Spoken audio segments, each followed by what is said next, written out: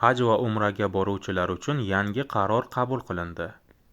Haj va umraga borish uchun endi yagona portal orqali ro'yxatdan o'tish majburiy etib belgilandi. Bu haqda Vazirlar Mahkamasining 24-yanvar kuni qabul qilingan 27-sonli Haj va umra tadbirlarini tashkil etish va o'tkazish faoliyati takomillashtirilishi munosabati bilan O'zbekiston Respublikasi Hukumatining ayrim qarorlariga o'zgartirish va qo'shimchalar kiritish to'g'risida qarorida so'z boradi. Qayd etilishicha, mazkur hujjat bilan respublikada Haj va umra yagona portali ishga tushirilgan.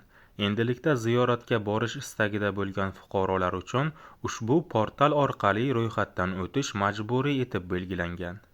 Qarorga muvofiq, yangi tartib quyidagi muddatlardan boshlab kuchga kiradi.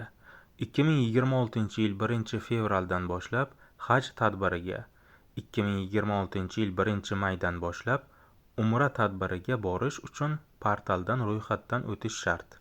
Ziyoratchilar haqidagi ma'lumotlar portalga kiritilmasdan turib, safarlarni tashkil etishga yo'l qo'yilmaydi.